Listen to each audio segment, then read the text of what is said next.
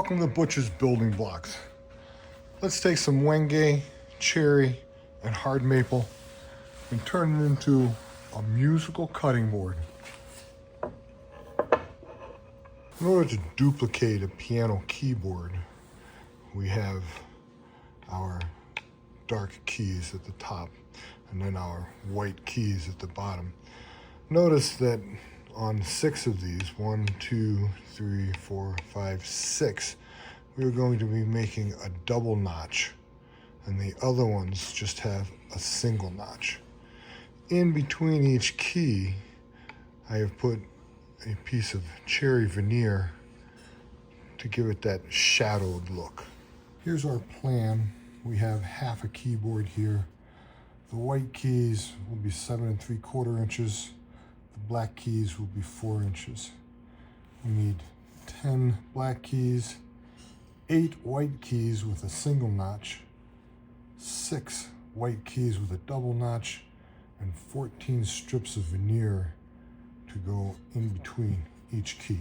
My board is a little over 6 inches wide and is 1 1/8 inch thick. I'm gonna sand it down to 1 inch before I start doing my cutting. So I've drawn this out. I have 6 double notch keys here and another 6 single notch keys on this side. And then my extra keys, well, I need more, 4 single notch and 2 more double notches. These are 2 extra keys just in case something happens. I have some 1.5 by 1/32 of an inch cherry laminate that I made up for another project. It's a little wider than we need for this one, but it's extra and I don't feel like I can make any more, so we'll use this for our spacers between the keys. I've set the height of my blade 1/32 of an inch short of 3/8 of an inch, which is half the width of our black keys. It's short because we have to put the laminate in between the keys, which will make it 3/8 of an inch when we're finished. Now I've marked all my blocks. This is the key. Here is my notch cutout. I have extra here on the edge so that when I run it through the saw, this outside edge is supported and the inside edge is supported.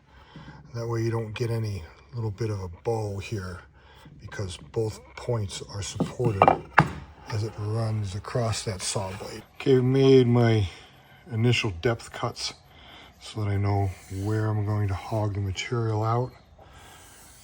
I've checked the depth on all the cuts and they're equal. So now I'm just going to run it through my saw and hog out all this portion here. Okay, I've carved out the excess on this first board. If you remember, we had 6 singles, and on this side here, we're gonna have 6 doubles.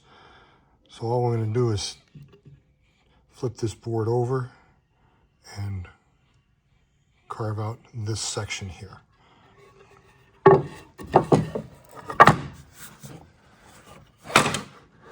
By running it through that way, it'll give us a double notch, which is what we need. Okay, after getting done, your piece of wood should look like this, with these being your doubles and then this set being the singles. We're going to cut this portion out now. We don't need it anymore. It was just there for support. Here's our piece of doubles and singles as a whole board. If you remember correctly, this one we needed to have 2 more doubles and then 3 singles. So I'm going to cut this one apart so that I can make the singles. I'm also going to rip these so that the pieces are ready to be cut into strips. Originally we marked these distances between at 1 1/8. The 1/8 of an inch is due to the saw blade curve. So now we're going to cut these into 1-inch blocks. I set the distance between my fence and my saw to be 1 inch. Remember, when cutting the doubles that you cut, you start cutting from this end first. If you cut this way, your board's going to rock at the very end. So you need this surface area to hold it nice and straight. When you're done cutting, you should have 6 doubles and 8 single notch pieces for your keyboard cutting board. Here's the pattern that we're going for.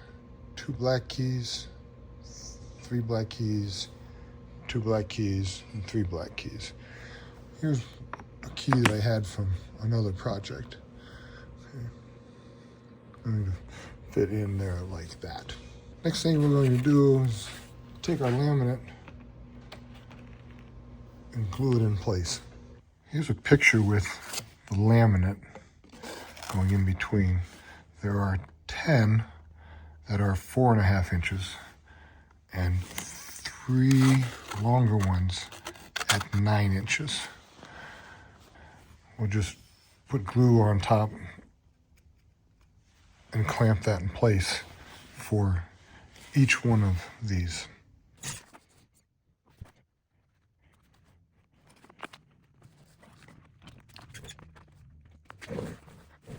Okay, here it is with the glue on it. There's a little bit of overlap here at the front and a little bit of overlap there, plus all of this. We're just going to cut those off so that they fit nice and snugly to the white key shape. I'll complete the rest of them and then we'll take a look at them afterwards. We've got excess on 3 sides. I'm just going to take my flush cut-off saw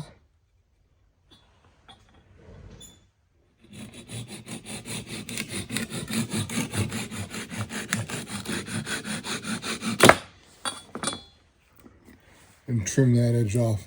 Do it for these other ones, plus the rest of them that I've glued up. Okay, here's what it looks like when the laminate is on. If you've done this correct, you'll have 13 out of the 14 keys laminated. This one centerpiece here will not be laminated. And now we can turn them. And this is the unlaminated piece because we have laminate on this side. And then we have laminate on the other side. That's what it looks like when it's turned the right way. You can just make out that very thin laminate in between each piece, which is what we want. Our next step is going to be cutting our black keys. If you've done this right and the width of your laminate hasn't varied much, you should end up with 3/4 of an inch here.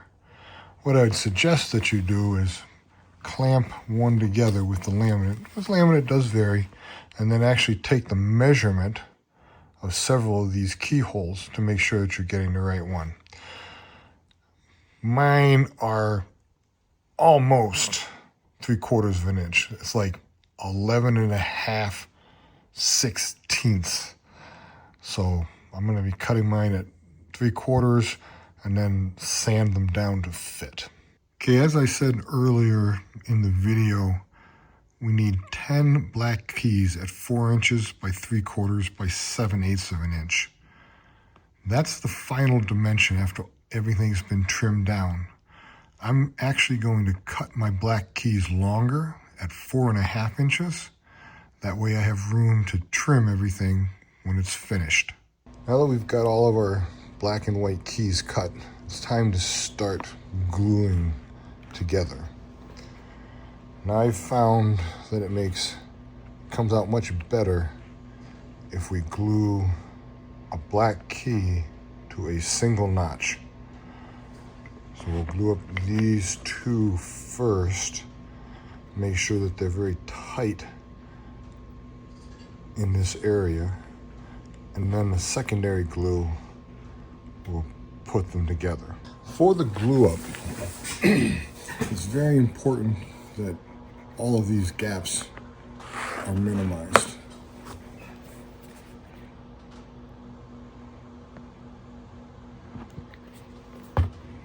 Put a fair amount of glue onto the white key.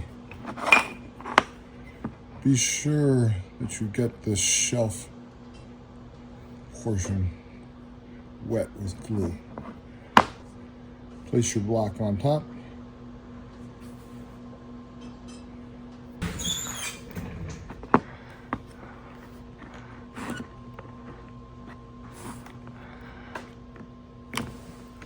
Apply light clamping pressure here. Make sure your block isn't going to move. Then you need a third clamp. It's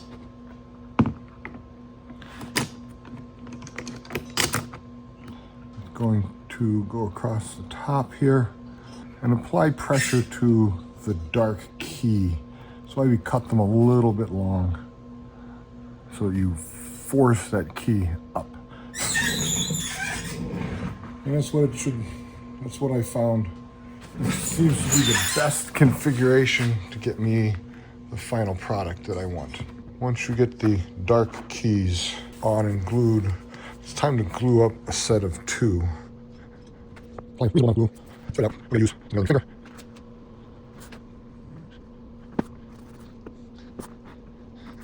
Rotate them, slide them into position. Once again, start out with some gentle clamping pressure to hold them together. And now we need to make sure that the center block is being pushed back so that we have no gaps in our keyboard. You may need to get a block of something to go from tip to tip here.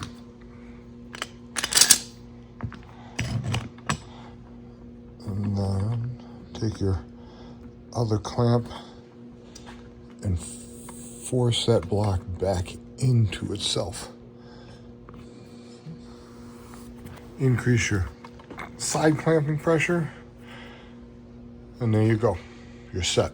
Okay, at this point you should have 2 blocks of 2 black keys glued up, 2 blocks of 3 black keys glued up.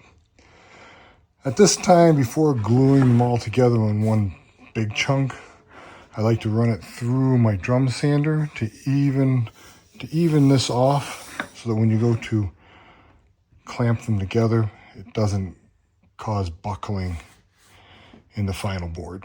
Now that both sides are level, I'm going to glue them together. I put 2 alignment marks so that I'm sure my black keys are even after I get done gluing. After you've glued 2 sections together, then glue both pieces together so that you have your final configuration. After you get it all glued up into a solid piece, the compression from the clamp is going to cause it to bow a little bit one way or the other. So you need to run it through a drum sander or one of your planer, something to level that off so that it's nice and smooth. After running your keyboard through your planer or drum sander, you could call it quits right here. All you need to do is route the edges out a little bit just to break those so they're not sharp and it looks kind of like a front of a piano keyboard.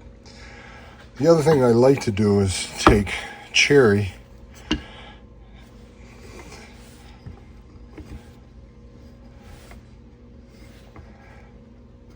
and make a frame for it.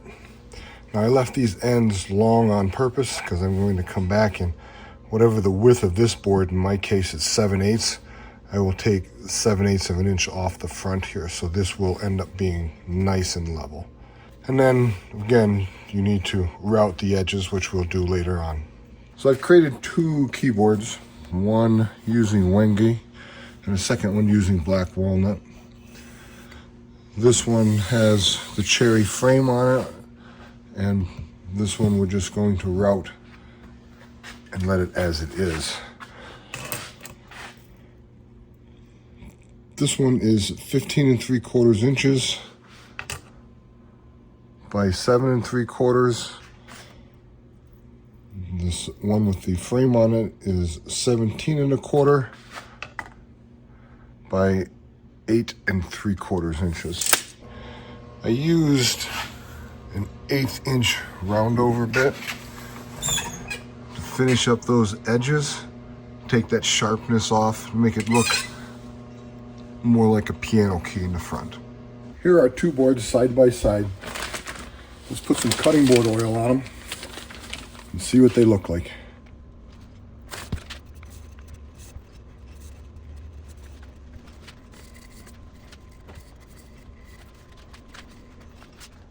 They both look very nice. We'll let that oil soak in, do the other side, and then we'll put the bottom bumper feet on it and we'll be finished. Here's our first piano keyboard cutting board without the border. This one has the black walnut keys on it. Looks very nice. This is our second one, which has the Wengi black keys with the cherry border. Again, very nice. So you have two options. Either way, you end up with a beautiful cutting board.